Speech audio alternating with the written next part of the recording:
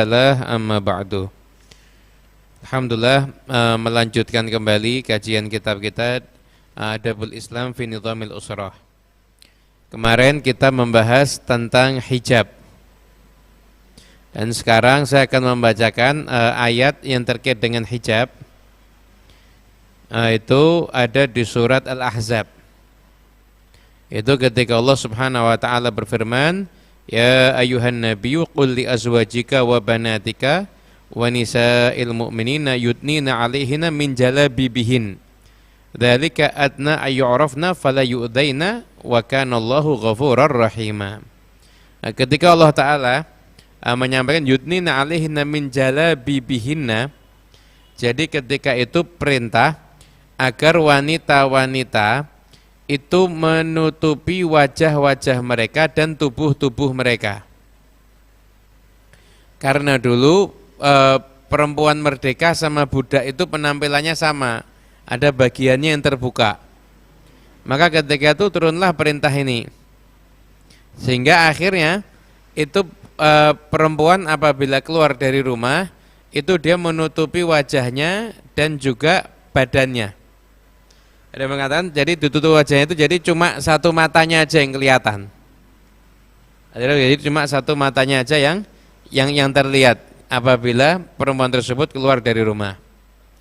Kemudian juga firman Allah Ta'ala, wa qul lil mu'minati yaghdudna min absarihinna wa yahfadna furujahunna wa liyubdina zinatahunna illa ma dhahara minha wa liyadribna bi humurihinna ala juyubihin wa liyubdina zinatahunna illa li bu'ulatihinna aw abaihinna ila akhir ayat. Jadi ayat berikutnya juga menyampaikan, katakan kepada perempuan-perempuan yang beriman. Jadi ini ayatnya juga ada yang ditujukan pada orang-orang yang laki-laki. Yang laki-laki itu suruh menjaga pandangan dan menjaga kemaluan. Perempuan disuruh menjaga pandangan. Jadi perempuan juga enggak boleh lihat laki. Menjaga kemaluan daripada hal yang haram, dan wala yubdina zinatahunna illa ma dhahara minha. Dan dia tidak menampilkan hiasannya. Yang dimaksud hiasan itu ada yang mengartikan adalah tempat-tempat keindahan fisik bagi seorang wanita. Illa ma dhahara minha, kecuali hanya yang nampak-nampak saja. Sebagian ulama mengomentari yang dibolehkan yang nampak itu hanya wajah dan kedua telapak tangan. Wajah dan kedua telapak tangan, gitu. Kemudian wal yadribna bi khumurihinna ala juyubihin. Kemudian dia hendaknya kerudung itu kemudian digunakan untuk kain-kainnya itu untuk sampai menutupi bagian dadanya sampai bagian lehernya. Gitu. Jadi ini ayat menjelaskan bahwasanya perempuan itu harus tertutup auratnya. Akhirnya disebutkan sama para ulama auratnya perempuan itu sebagian mazhab mengatakan seluruh tubuh tanpa terkecuali kalau di depan yang bukan mahram. Seluruh tubuh tanpa terkecuali. Ada yang mengatakan boleh nampak wajah dan kedua telapak tangan dengan catatan tidak ada fitnah. Jadi kalau mengikuti pendapat yang boleh nampak wajah itu ya enggak boleh berhias, kemudian pakai yang menor dan lain sebagainya, sehingga itu dia akan menjadi sasaran pandang, jadi mencolok untuk dipandang. Itu enggak boleh. Sudah memang udah aturan Allah bahwasanya perempuan itu kecantikannya hanya untuk milik suaminya. Nah, dari ayat ini sudah jelas perbedaan antara wanita muslimah dengan wanita jahiliyah. Wanita muslimah itu mereka keluar aurat tertutup, interaksi dengan laki-laki ada batasannya. Berbeda dengan yang jahiliyah. Sekarang kita lihat yang di rumah kita lebih mirip mana, yang muslimah yang sesuai di Quran atau mirip dengan yang jahiliyah, gitu. Kemudian selanjutnya gimana waktu itu perempuan ikut perang? Perempuan ikut perang itu sebelum tahun ke-5 Hijriah. Sebagian mengatakan itu sudah mansukh daripada firman Allah Ta'ala, waqarna fi buyutikunna Wala tabarrujna tabarrujal jahiliyatil ula. Tinggallah kalian wahai perempuan di rumah-rumah kalian dan jangan berhias sebagaimana berhias sebagaimana menghias diri arah jahiliyah yang terdahulu. Nah, kemudian kalau ada yang mengatakan bahwasanya wah itu kan belum tentu ayatnya dihapuskan, perempuan masih boleh jihad. Tetap perempuan itu diperbolehkan jihad bersama dengan laki-laki, itu tetap ada pembahasan, yaitu jika memang syarat-syarat untuk perempuan itu keluar terpenuhi. Jadi seperti interaksi dengan laki-laki itu terbatas, kemudian aurat tertutup, baru diperbolehkan keluar. Dan dari riwayat-riwayat hadis tetap yang lebih afdal perempuan tidak keluar untuk berjihad. Nah, di antaranya di sini disebutkan berkata Sayyidah Aisyah radhiyallahu taala anha, berkata istadzantu nabiyya sallallahu alaihi wasallam fil jihad. Aku meminta izin kepada Nabi sallallahu alaihi wasallam untuk berjihad. Maka kata Nabi, jihadukunna al-hajj. Jihadnya kalian wahai perempuan adalah menunaikan ibadah haji. Diriwayatkan pula bahwasanya Aisyah tanya, ya Rasulullah, ala nazwa wa nujahida ma'aku, Rasulullah, apa kita enggak ikut perang berjihad bersama dengan engkau? Begitu. Kemudian kata Nabi, walakin ahsanul jihad wa ajmalu al-hajj hajjun mabrur. Tapi jihad yang paling baik itu tetap adalah haji yang mabrur. Itu juga ada riwayat lain, Nabi ditanya, Nabi jawab, ni'mal jihadu al-hajj. Paling baiknya jihad itu adalah haji. Kata Siti Aisyah, fala adaul hajja ba'da idh sami'tu hadza min Rasulillah sallallahu alaihi wasallam. Setelah aku mendengarkan ini dari Rasulullah SAW, maka aku tidak pernah lagi meninggalkan ibadah haji. Nah, kemudian maknanya bahwasanya kewajiban berjihad untuk perempuan tidak sama dengan kewajiban berjihad untuk laki-laki. Walaupun memang tidak ada ayat yang menerangkan kalau perempuan diharamkan berjihad. Karena juga ada riwayat Ummu Atiyah itu keluar dan kemudian mengobati pasukan-pasukan yang terluka ketika itu. Gitu. Kemudian juga Siti Aisyah itu memahami bahwasanya ketika Nabi mengulang-ulang anjuran jihad, maka diperbolehkan bagi perempuan juga untuk mengulang-ulang haji, sebagaimana jihad juga boleh dilakukan berkali-kali, maka haji pun juga boleh dilakukan berkali-kali, begitu. Kemudian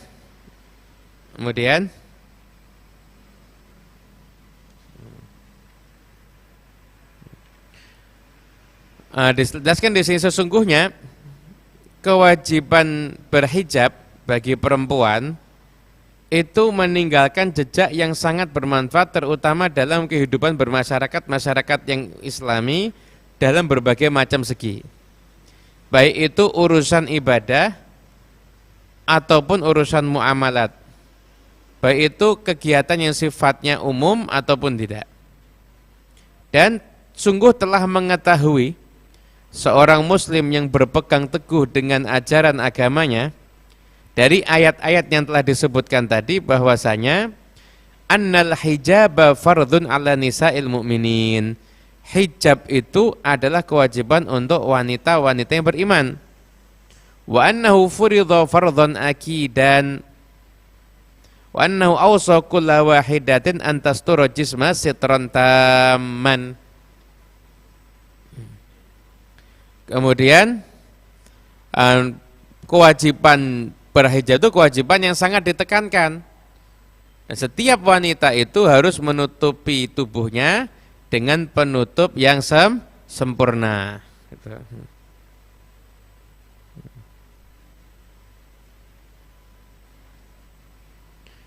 Kemudian itu juga pernah disampaikan sama Sayyidina Umar bin Khattab ketika turunnya hijab, kata Sayyidina Umar, perempuan kalau ada hajat boleh keluar, boleh, tapi pakai penutup, kain penutup begitu, sehingga mustakhfiyah, sehingga dia itu tidak nampak dan tidak bisa dikenali oleh siapapun sampai dia pulang kembali ke rumahnya. Izin nomor loh. Bukan berarti perempuan tidak boleh keluar rumah, boleh ada hajat boleh keluar rumah, tapi aturannya yaitu harus pakai penutup sehingga tidak bisa dikenali siapa perempuan yang sedang keluar tersebut gitu.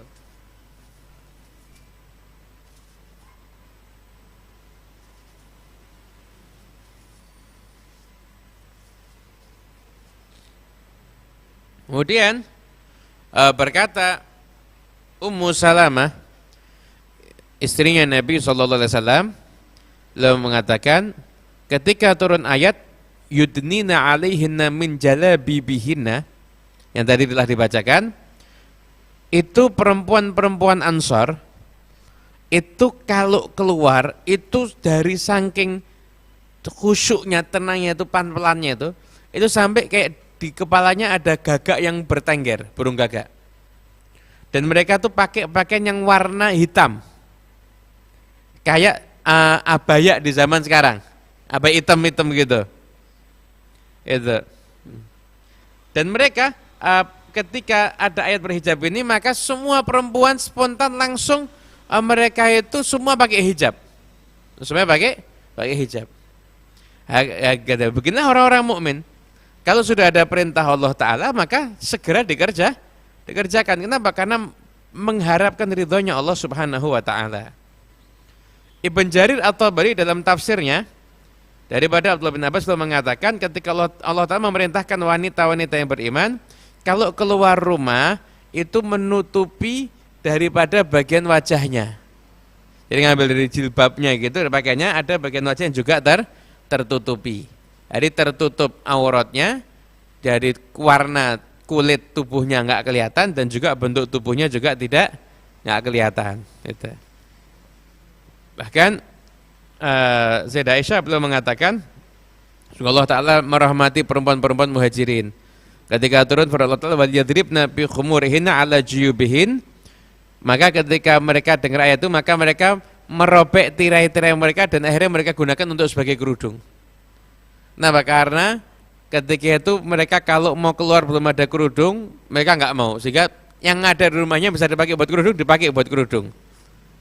Itu yang dilakukan oleh para wanita di zaman Nabi SAW. Nah, kata Syed Muhammad bin Alawi Al-Maliki, beginilah, Islam itu mengajarkan kepada masyarakat itu cita rasanya itu cita rasing Islami. Bahwasanya yang namanya keindahan itu bukan sesuatu yang disukai aja, tapi sesuatu yang juga terdidik dan terarah. Kenapa? Karena senang menampilkan keindahan tubuh itu adalah satu kesenangan, kemudian hubungannya seperti hayawaniyah. Sehingga manusia akhirnya akan cenderung berperilaku seperti hewan. Adapun keindahan yang terhormat itu adalah keindahan yang mana perempuan itu menutupi dirinya sehingga tidak dipandang kecuali hanya untuk hal baginya. Gitu. Sehingga hingga akhirnya orang yang menyaksikan perempuan itu maka tidak akan dalam pikirannya itu berhayal macam-macam atau berpikir yang macam-macam. Jadi Islam itu ngatur interaksi perempuan menampilkan diri sebatas apa, interaksi sebatas apa. Bahkan dikatakan dalam hadis, sesungguhnya kalian itu disiram, dicor dengan besi lebih baik daripada kalian ayyama sa'imra'atan la tahillu lahu, daripada kalian menyentuh perempuan yang enggak halal bagi kalian. Dan dari hadis yang lain juga katakan la ayyashamar rajulu khinziran mutalattiqan bitinin aw hamaatin khairun lahu min ayyashama mankibahu mankiba imra'atin la tahillu lahu. Seandainya ada seorang laki-laki berdesak-desakan dengan babi yang badannya penuh dengan tanah liat, tanah yang busuk, masih lebih baik daripada berdesak-desakan pundaknya itu terkena pundaknya perempuan yang tidak halal bagi dia. Jadi ketika itu Islam itu mengajarkan interaksi laki dan perempuan itu nggak boleh ada persentuhan tubuh atau sampai berdekatan yang di situ bisa mengakibatkan fitnah, itu semua dilarang oleh agama Islam. Mari kita dengarkan khutbahnya seorang sahabiah yang tinggi derajatnya di sisi Allah Ta'ala, Asma binti Zaid bin As-Sakan Al-Ansariyah, yang mana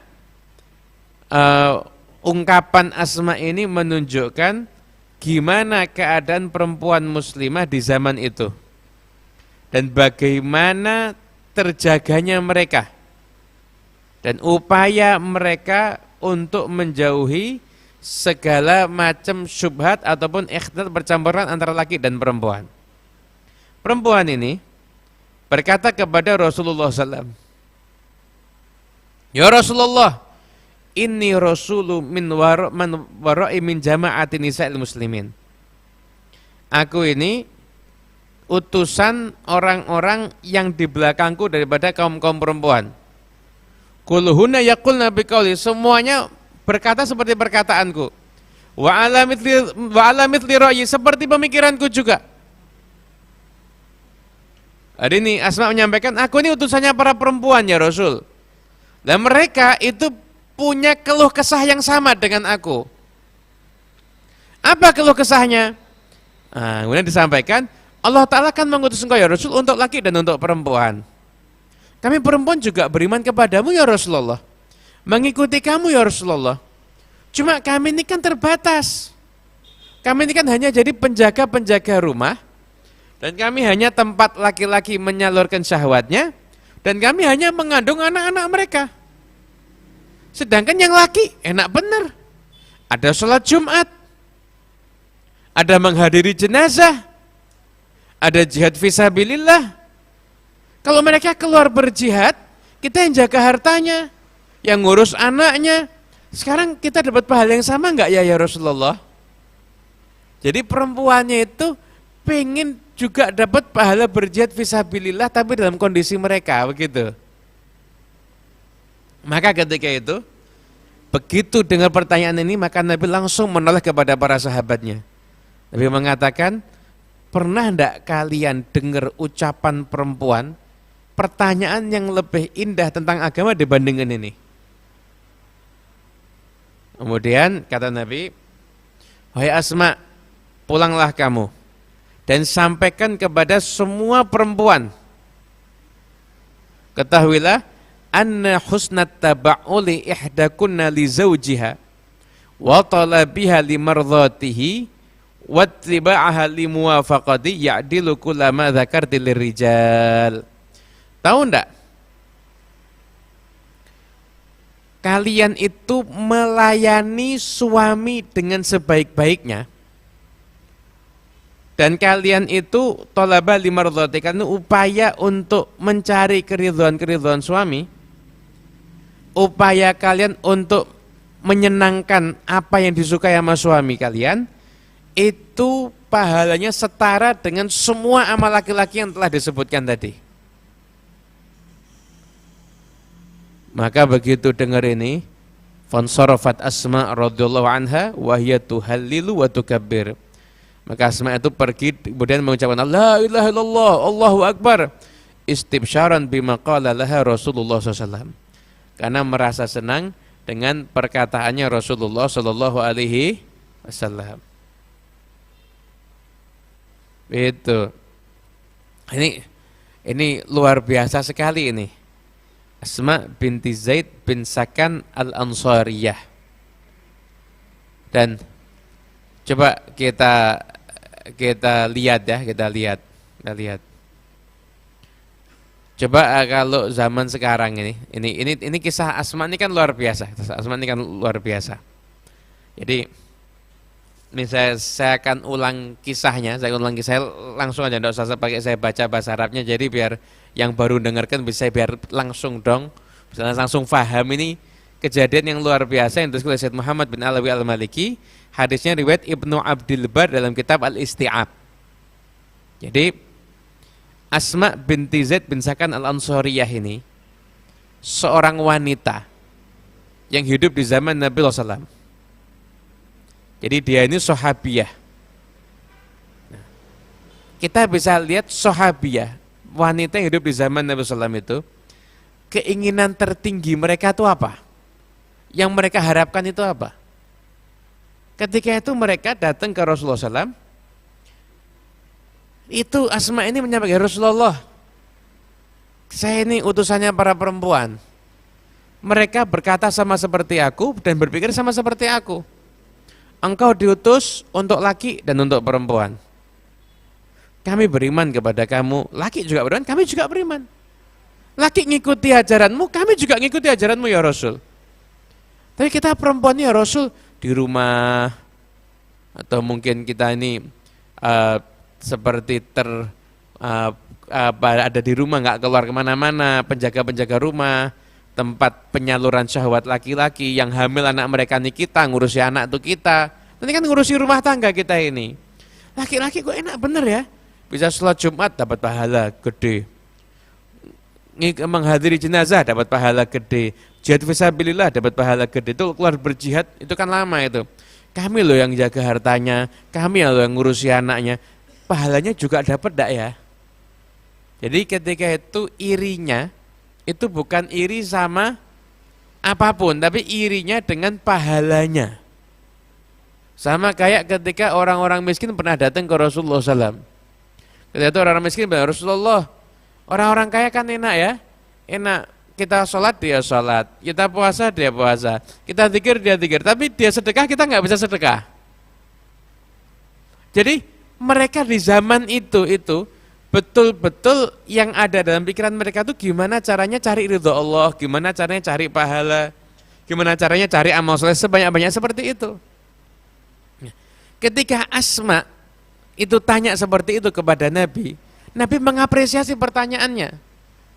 Kenapa? Karena orang itu bisa punya pertanyaan yang bagus, itu menunjukkan akalnya dia bagus. Nabi mengapresiasi, Nabi mengatakan sama sahabat, pernah dengar enggak pertanyaan sebagus ini? Kemudian dijawab sama Rasulullah SAW, wahai Asma, pulanglah kamu, sampaikan sama semua perempuan. Sesungguhnya mereka itu melayani suami sebaik-baiknya, upaya mereka mencari ridhonya suami, upaya mereka mengikuti selera suami, itu setara dengan semua amal kebaikan yang kalian sebutkan tadi, yang memang khusus untuk laki-laki. Amalan Jumatannya suami, berjihadnya suami fisabilillah, suami ikut menguburkan jenazah, semua amalannya suami itu setara dengan seorang wanita yang dia mau dalam hidupnya itu dia betul-betul hidupnya fokus untuk menyenangkan suaminya. Gitu. Nah, maka Asma ketika dengar jawaban dapat pahala yang sama, langsung pulang mengucapkan la ilaha illallah, Allahu Akbar, bahagia. Karena mendengarkan ucapan Nabi SAW. Sekarang pertanyaannya, wanita-wanita zaman sekarang dengar hadis ini juga bahagia apa enggak? Contoh, ada perempuan mau pergi pengajian itu baik apa buruk? Pengajian baik ya, ini pengajian kan baik. Terus suami yang ngomong, kamu di rumah aja nemenin saya pengen minum kopi, tolong kamu buatin kopi, saya pengen kamu temenin, kamu di rumah aja temenin saya. Sesungguhnya kamu nemeni saya itu pahalanya insya Allah lebih daripada pengajian. Bahagia enggak perempuan-perempuan zaman sekarang? Enggak, loh saya juga mau mencari pahala, saya juga mau ini, juga mau itu, dan lain sebagainya. Perempuan zaman Nabi dengar ucapan ini berbuat baik kepada suami seperti jihad, itu bahagia loh, sampai teriak la ilaha illallah Allahu Akbar, sampai lupa tuh dari saking senengnya. Itu kan banyak orang laki ketika itu, dari saking senengnya itu sampai lupa. Mereka bisa mendapatkan pahala berjihad hanya dengan upaya mereka menjadikan mereka itu mencari ridhonya suami. Gini sekarang, kenapa perempuan khidmat sama suami, khidmat sungguh-sungguh ya, yang seperti ini ya, husnul taba'ul, mencari ridho suami, jadi betul khidmat pada suami. Jadi husnul taba'ul itu pernah tadi kita lihat di beberapa syarah hadis, jadi dia tuh betul-betul menyenangkan kalau dipandang sama suaminya, menjadikan dirinya tuh menyenangkan kalau dipandang suaminya. Di suaminya lihat dia senang, dengarkan ucapannya dia senang, menghirup aromanya juga senang. Ini husnul tabaul itu seperti itu. Nah, kenapa kok itu setara dengan pahala jihad fisabilillah? Orang jihad fisabilillah itu dia mementingkan agama Allah sekalipun dia kehilangan nyawanya. Nah, perempuan-perempuan yang mau mendapatkan pahala jihad fisabilillah, dia juga sama. Dia harus menghilangkan kesenangan pribadinya demi untuk mencari kesenangan suaminya. Jadi udah nggak mikir, oh saya seneng ini, enggak, suami saya senang atau tidak. Yang dipikirannya itu, kenapa? Karena ya ibadahnya dia di situ. Ibadahnya dia di situ. Nah, terus tapi kan suaminya kadang-kadang kurang pengertian loh. Ini di sini ditulis enggak suaminya baik atau enggak baik? Enggak kan? Apapun keadaannya suami tetap dihormati. Suami enggak baik tetap dihormati. Tetap dihormati. Selama itu suami sah kamu, tetap kamu wajib khidmat kepada suami. Begitu. Nah, oleh karena itu, makanya memang kalau gitu kesian perempuan, enggak kesian. Enggak kesian, ibadahnya mereka kok, ibadahnya laki-laki keluar, cari nafkah, mencukupi keperluan daripada istrinya, anaknya, gimana biar hidup yang layak, nggak harus minta-minta sama orang. Itu ibadah suami. Ibadah perempuan ya ini tadi. Nah, suami ketika keluar dari nafkah juga sama. Kesenangan pribadinya kalau suruh milih, milih tidur santai di rumah. Tapi karena dia ingat ada anak yang harus dinafkahi, ada istri yang harus dikasih makan. Bahkan bukan cuma untuk makannya istri dan anak aja. Mungkin sampai untuk beli skincare-nya istrinya juga mungkin. Suami itu harus pontang-panting untuk mencari nafkah, untuk memperjuangkan. Sehingga ketika suami mendapatkan khidmat daripada istri yang layak, memang itu sudah sepantasnya, begitu. Bahkan Nabi SAW itu menentukan hari khusus untuk perempuan. Untuk Nabi SAW itu mengajarkan ilmu kepada para perempuan, tentunya dengan tempat yang layak, kemudian selanjutnya juga dengan jiwa yang bersih dan juga dengan tujuan-tujuan yang mulia.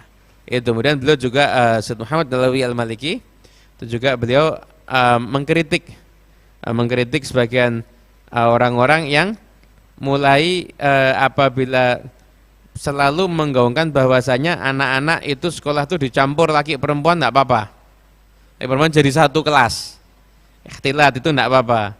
Kenapa? Karena saya masih kecil kan enggak paham apa? Si kecil kan enggak paham apa-apa. Begitu. Si kecil kan enggak paham apa-apa dan lain sebagainya itu termasuk salah satu yang tidak disetujui oleh Syed Muhammad bin Alawi Al-Maliki. Kenapa? Karena menurut beliau bahwasanya memang ada tarbiyah memang laki dan perempuan sejak kecil memang dididik. Laki-laki harus dididik untuk tidak harus ada rasa canggung kalau interaksi dengan perempuan. Nah, perempuan pun juga harus dididik punya rasa malu ketika berjumpa dengan laki-laki. Nah, itu termasuk salah satu daripada bagian tarbiyah. Jadi kalau ada yang tanya, kira-kira kapan sih anak kita itu mulai diajari untuk memakai jilbab atau memakai hijab? Ya jawabannya sedini mungkin anak-anak sudah harus diajari untuk menggunakan hijab atau jilbab. Kenapa? Biar dari kecil mereka sudah ada rasa malu apabila berpenampilan terbuka di depan laki-laki yang bukan mahramnya. Itu dari kecil. Yang namanya mendidik itu dari kecil. Paling tidak tuh kalau katakan anak itu kan mulai dikata mumayyiz kan umur 7 tahun. Paling tidak tuh dari umur sebelumnya udah mulai diajari pelan-pelan, umur 7 tahun udah mulai harus menggunakan hijab. Umur 10 tahun udah bisa menstruasi itu. 9 tahun itu sudah mulai masuk usia menstruasi, udah wajib pakai hijab apabila di hadapan yang bukan mahramnya. Dan juga di usia-usia tertentu, usia sudah 9 tahun itu enggak boleh tidurnya laki dan perempuan jadi satu, enggak boleh. kakak adik tidur dari satu kamar, nggak boleh. Itu sudah harus dipisah. Anak itu usia 10 tahun nggak boleh tidur bareng sama ayahnya dan ibunya.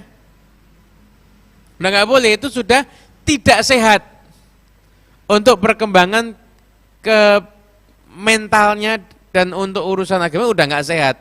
Kalau usia 10 tahun itu tinggal tidur bersama dengan ibunya. Nggak boleh, itu sudah harus dipisah. Kamar sendiri apabila sudah usia 10 tahun. Masih kecil ya, masih kurang lebih lah. Tapi usia 10 tahun itu sudah mulai harus tidak boleh tinggal tidur bersama dengan ibunya. Lalu perlu dibiasakan dari sebelumnya. Dan nanti ketika usia 10 tahun itu sudah biasa. Islam ini sudah ngatur semuanya. Alhamdulillah kita ini punya nabi yang luar biasa. Udah ngatur semuanya untuk kita. Sampai kapan misahkan tempat tidur anak udah diatur sama Rasulullah SAW. Kemudian untuk pendidikan anak diatur semua sama Nabi. Semua sudah diatur oleh Rasulullah SAW. Itu menunjukkan betapa sempurnanya agama Islam ini. Jadi jangan ada anggapan keliru. Wah, Islam ini buat ribet. Kabeh kok diatur, mama gitu. Itu namanya orang nggak cinta sama Nabi. Nggak tahu kedudukan seorang Nabi itu yang ngomong begitu. Justru karena cintai seorang Nabi maka Nabi mau ngatur semuanya. Kenapa? Jadi gini, orang tua itu kalau anak masih kecil, semuanya diatur apa enggak? Diatur apa? Karena saking sayangnya. Jadi ketika anak sudah besar ya diatur, tapi tidak seperti anak kecil. Kenapa? Karena ya sudah, ini sudah gede kok. Dari saking rahmahnya seorang tua pada anak masih kecil itu semuanya diatur. Dari saking cintai seorang Nabi pada umatnya, Nabi juga ngaturkan semua yang terbaik untuk umatnya, semua diatur oleh Rasulullah Sallallahu Alaihi Wasallam. Allahu a'lam bishawab. Dan insyaallah semua diberkahi oleh Allah Subhanahu wa taala. Amin ya rabbal alamin.